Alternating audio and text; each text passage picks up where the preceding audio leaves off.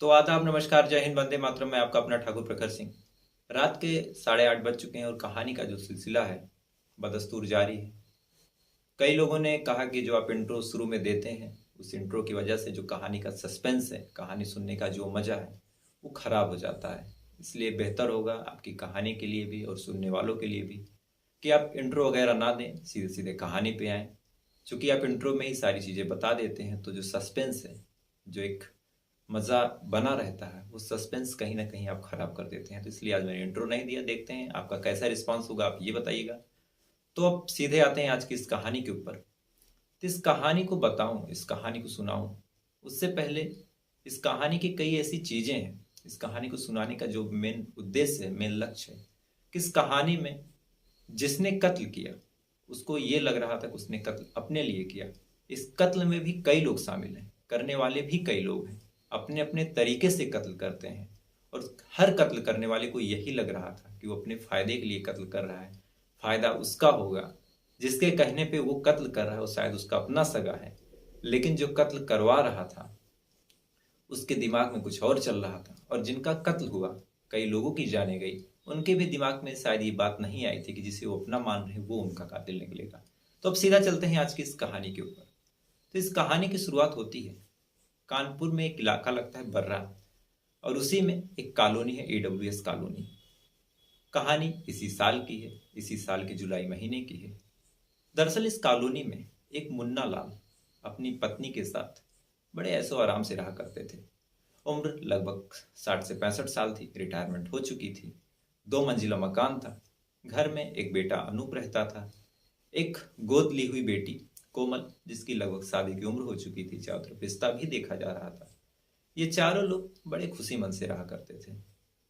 अनूप की पहले शादी हो चुकी थी, लेकिन उस पत्नी से जो अनूप की वाइफ थी उससे ज़्यादा बनी नहीं, लिहाजा दोनों में तलाक की नौबत आ चुकी थी। तलाक के लिए लोग कोर्ट के चक्कर लगा रहे थे, और उधर से भी जो एक कंपनसेशन मनी होती है, जो एक तलाक के उपलक्ष्य में महिला पक्ष को अक्सर मिलता है, ये सारी चीज़ें वही डिस्कस हो रही थी, कोर्ट में मामला चल रहा था। लेकिन इन सबके उलट जो परिवार था बेहद खुशी मन से रह रहा था। जो बिटिया कोमल थी उसकी शादी पड़ी हुई थी, घर वाले शादी की तैयारी कर रहे थे, अलग अलग जगह पे जाके खरीदारी कर रहे थे। उनके दिमाग में यही था कि कोमल को कितनी अच्छी से अच्छी चीज़ दी जाए, कुछ ऐसा किया जाए जो पूरे इलाके के लिए बेहद नया हो, सारे लोग चौकन्ने हो जाए, सारे लोग भौचक्के हो जाएं। अमूमन हमारे हिंदुस्तान का जो कल्चर है उसमें ज़्यादातर लोग शादियों में दूसरों को दिखाने के लिए खर्च करते हैं, और ऐसा ही कुछ मुन्ना लाल भी अपने उस गोद ली हुई बेटी के लिए करने वाले थे। सारी चीज़ें बेहद सही चल रही थी, सारी चीज़ें बड़ी अच्छी चल रही थी। लेकिन अचानक से 5 जुलाई साल 2022, इसी साल को, जो बेटी कोमल है वो सुबह सुबह उठती है और अपने बड़े भाई अनूप का दरवाजा पीटती हुई, दहाड़े मार के रोते हुए उस दरवाजे को खुलाने की गुहार करने लगती है।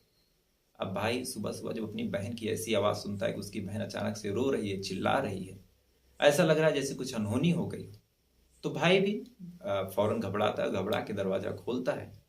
और जैसे ही दरवाज़ा खोलता है और अपनी बहन को समझाने की कोशिश करता है, संभालने की कोशिश करता है कि कोमल क्या हुआ, कोई बात है या फिर क्या हो गया, तुम क्यों चिल्ला रही हो। तो जो बहन कोमल थी वो न कुछ बोलने की हालत में थी, न कुछ बताने की हालत में थी, बस अपने भाई को पकड़ के चिपक के रोने लगती है।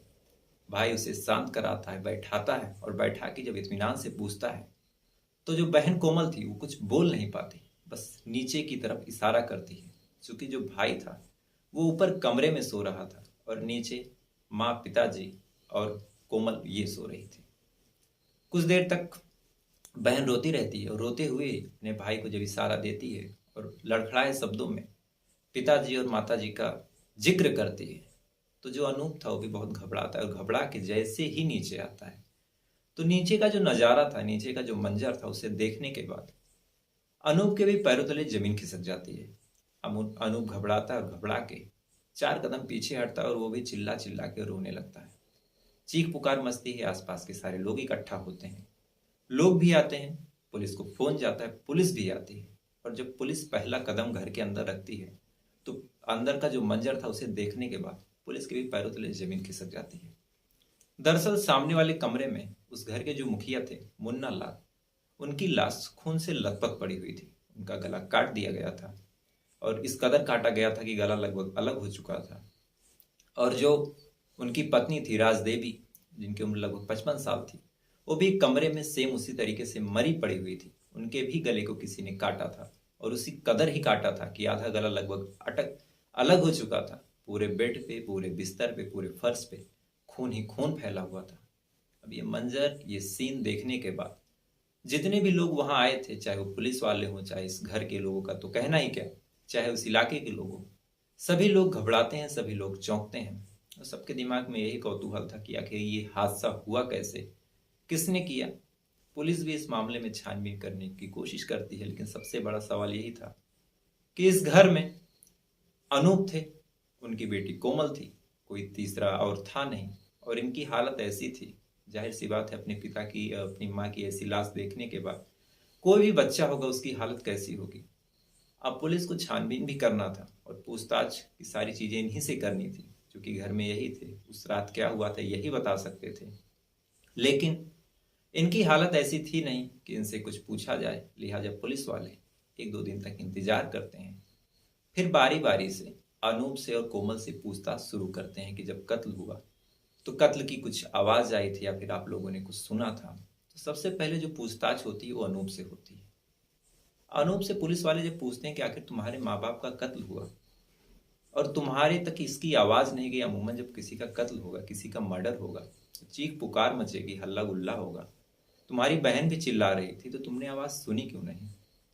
अब अनूप बताता है कि पता नहीं रात को क्या हो गया कि जैसे ही मैं खाना खा के बिस्तर पे गया, मुझे अचानक से इस कदर चक्कर आने लगा, इस कदर नींद आने लगी कि पता नहीं क्या हुआ कि मेरी नींद, जब सुबह मेरी बहन खूब दरवाजा पीट के चिल्लाई, खूब जगाई मुझे, तभी मेरी नींद खुली।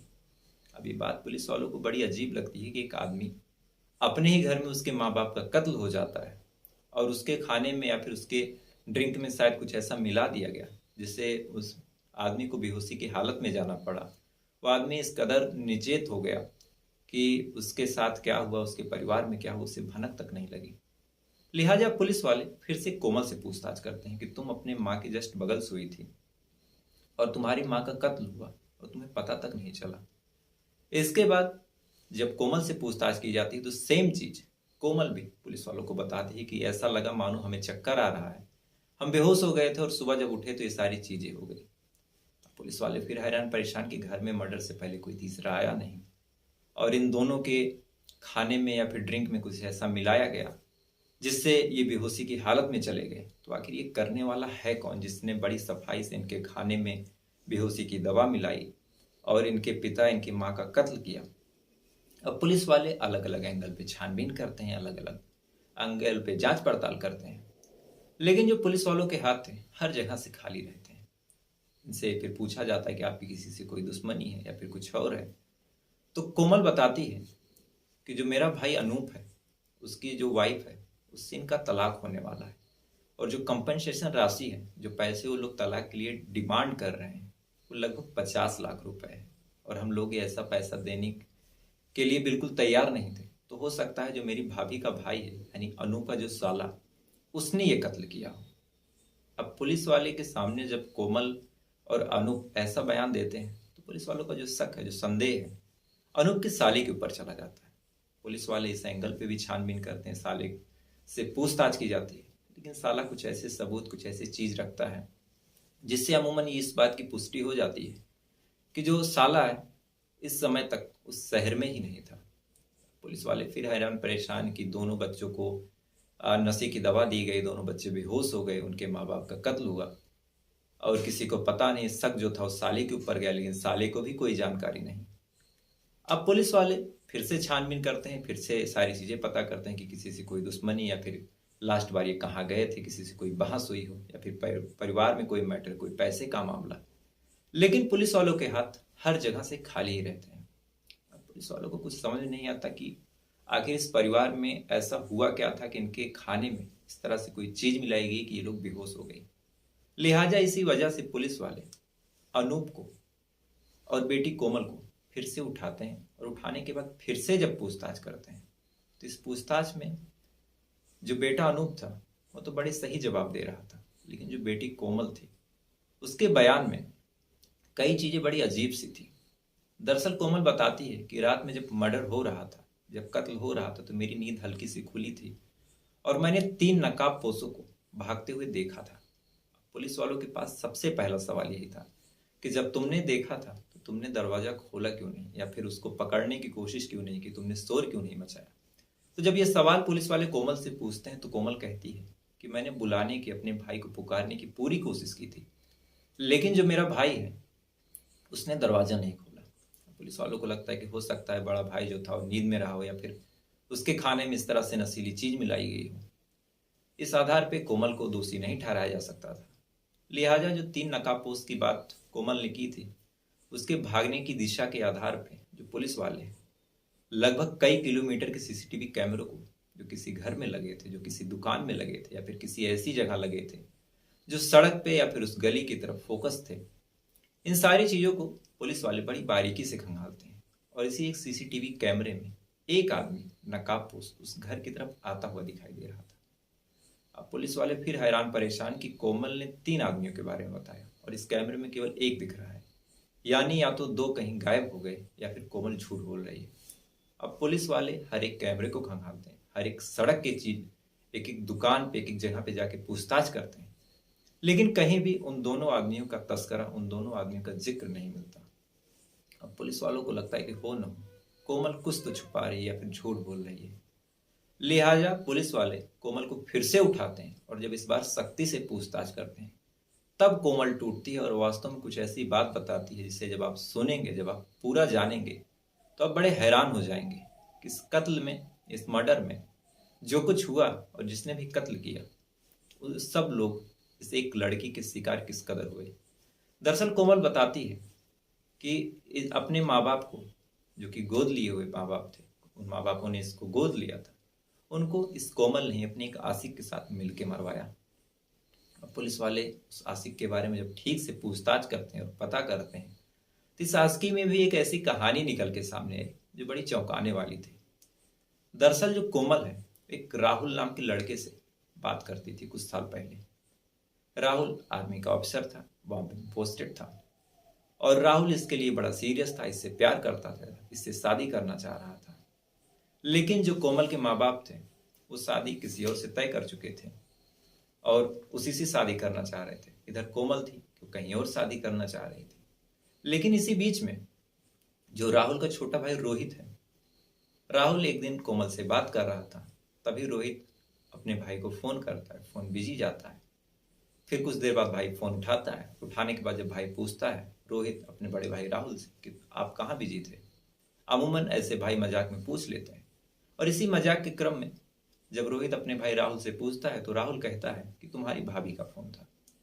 अब रोहित कहता है कि ठीक है, भाभी से मेरी भी बात कराओ।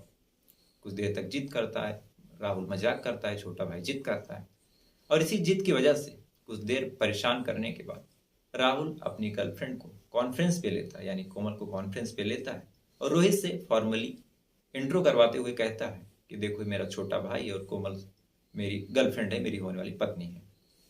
कुछ देर तक तीनों लोग कॉन्फ्रेंस पे हंसी मजाक करते हैं, बातचीत होती है। लेकिन जब फोन कटने वाला था तभी रोहित और कोमल कहते हैं कि रोहित का नंबर मुझे दे दीजिए, हो सकता है मेरे देवर है, मेरे छोटे भाई जैसे, हाल चाल लेना हो या फिर कभी बात करनी हो, मैं घर में बोर होती रहती हूँ और आप तो हमेशा ड्यूटी पे रहते हैं, अगर नंबर मिल जाएगा, बातचीत होगी तो कितना अच्छा होगा। अब राहुल को भी लगता है कि मेरा छोटा भाई है, शायद परिवार में मेरी इसके मैं शादी करूंगा, देवर से अपने बात करेगी तो इसमें कोई बुरी बात नहीं है, परिवार हमारा जो बॉन्डिंग होगी स्ट्रांग होगी। कोमल को रोहित का नंबर मिल जाता है। अब कोमल जो थी रोहित को चुपके चुपके फोन करने लगती है। कुछ दिन तक चुपके चुपके बात होती है, नॉर्मली बात होती है, फिर धीरे धीरे प्रपोजल होता है, प्रपोजल एक्सेप्ट होता है, और इस बात की जो भनक थी राहुल को भी नहीं लगती। कोमल रोहित से भी बात कर रही थी, राहुल से भी बात कर रही थी, दोनों से बराबर प्यार का आश्वासन दे रही थी, और इसका जो प्लान था, इसका जो आइडिया था कि चाहे मेरी शादी राहुल से हो, चाहे मेरी शादी रोहित से हो, लेकिन मुझे शादी उसी घर में करनी थी। अब इसके बाद जब इसकी शादी किसी और से तय हो जाती है और इधर अनूप का जो मैटर था जिसमें 50 लाख रुपए डिमांड किए जा रहे थे, तो इसको लगता है कि अगर मेरी शादी कहीं और हो गई या फिर नहीं भी हुई और जो मेरा भाई है अगर उसने 50 लाख रुपए दे दिया तो मेरे घर का या फिर इस घर का जो पैसा वो खत्म हो जाएगा और मैं ऐश कहाँ से करूँगी। इसलिए इसने अपने माँ बाप को, जिन्होंने इसको पाला पोसा, गोद लिया, और उस भाई को मारने का प्लान बनाया। अब इस प्लान में इसने अपने दोनों आशिकों को शामिल किया और दोनों आशिक सोच रहे थे कि ये कत्ल, ये मर्डर उनके लिए हो रहा है। ये लड़की उस रोहित या राहुल के प्यार में इस कदर पागल है कि अपने इस प्यार के लिए कत्ल करवा रही है, जबकि कोमल के दिमाग में बस पैसा, प्रॉपर्टी या फिर यही सारी चीजें थी। राहुल जहर लेके रोहित से भिजवाता है और ये कहते हुए भेजता है कि अपनी भाभी को दे देना। अब रोहित को लगता है कि मेरा भाई राहुल बेवकूफ है, उसे कुछ पता नहीं है, ये कत्ल तो मेरे लिए करने वाली है। इसके बाद वो कत्ल के लिए जहर जो है ले जाके कोमल को दे देती है। 5 तारीख को कोमल बड़े इत्मीनान से जब खाना बन रहा था तो उसी खाने में जहर को मिलाती है जूस में और अपने भाई को, अपने माँ बाप को वो जूस दे देती है पीने को। माँ बाप जूस पीते हैं, पूरा का पूरा जूस खाली कर जाते हैं, लेकिन जो भाई था वो आधा गिलास जूस पीता है और उसके बाद उसके मोबाइल पे कुछ मैसेज या सारी चीज आ जाती है। वो मोबाइल लेके वहां से चला जाता है, जूस पूरा पीता नहीं। जहर उसके शरीर में थोड़ा ही फैलता है, इसलिए उसे बस हल्की हल्की नींद आ रही थी। लेकिन इधर इसके माँ बाप जो थे, जो मुन्ना लाल और राजदेवी थी, इन्होंने उस जूस को पूरा पिया था, यानी पूरे शरीर में उनके जहर फैलता है, लेकिन इसे तब भी तसल्ली नहीं होती। अपने आशिक को फोन करती, धीरे से दरवाजा खोलती है। आशिक जो रोहित था वो घर के अंदर आता है और आने के बाद चाकू से ही इन दोनों का गला काट देता है। अब इसके दिमाग में, कोमल के दिमाग में आता है चलो माँ मर गई, बाप मर गया, लेकिन जो मेरा भाई है, जो सौतेला भाई है, अगर वो जिंदा रहा तो दहेज के 50 लाख रुपए या फिर जो कंपनसेशन के 50 लाख रुपए हैं वो कहीं ना कहीं देने पड़ सकते हैं। लिहाजा वो ऊपर जाती है, उसी रात में अपने भाई का दरवाजा पीटती है कि अगर भाई दरवाजा खोलेगा, बाहर आएगा तो हम दोनों मिलकर इसका भी कत्ल कर देंगे। लेकिन भाई चूंकि आधा जहर पिया था, आधा नशे में था, इसलिए पूरी रात दरवाजा नहीं खोल पाता। वो बेहोश रहता है या फिर गहरी नींद में रहता है। कुछ देर तक ये दरवाजा पीटती है और पीटने के बाद जब समय बीतने लगता है तो फिर अपने आशिक से कहती है, रोहित से, तुम यहाँ से भाग जाओ, उसके बाद बाकी सारा नाटक मैं कर लूंगी। रोहित भाग जाता है, उसके बाद ये बेड पे लेट जाती है और सुबह अपने भाई का दरवाजा पीट के ये सारा खेल रचती है। तो आप सोच के देखिए कि एक लड़की जिसने प्रॉपर्टी के लिए अपने माँ बाप और भाई का मर्डर का प्लान बनवाया, माँ बाप का मर्डर करवाया। राहुल को लग रहा था कि ये मर्डर उसके लिए हो रहा है, रोहित को लग रहा था ये मर्डर उसके लिए हो रहा है। दोनों बराबर इस मर्डर में शामिल होते हैं, अपने अपने तरीके से सपोर्ट करते हैं, और एक लड़की इन दोनों लड़कों को इस कदर नचाती है कि दोनों हो सकता है आने वाले टाइम में एक दूसरे के भी दुश्मन हो जाए। फिलहाल पुलिस वाले इस मामले को जब सुनते हैं, इस मामले का जब खुलासा करते हैं, ना केवल पुलिस वाले हैरान परेशान होते हैं बल्कि आसपास के सारे लोग हैरान परेशान होते हैं। और शायद आपके लिए ये कहानी बड़ी नई रही होगी। तो फिलहाल ये थी पूरी कहानी। अगर आपको कहानी पसंद आई हो तो वीडियो को एक लाइक कर लीजिएगा। और मेरा पूरा प्रयास यही है कि शायद आज आपको अच्छी वीडियो, अच्छी क्वालिटी मिली होगी। और आपकी आज की जो वीडियो है आपको कैसी लगी मुझे प्लीज़ बताइएगा। और अगर आप डेली सुनना चाहते हैं रात के 8:30 बजे तो आप मुझे सब्सक्राइब कर सकते हैं। तो अब आपसे कल फिर मुलाकात होगी किसी नई कहानी के साथ। तब तक अच्छे रहिए, खुश रहिए। जय हिंद।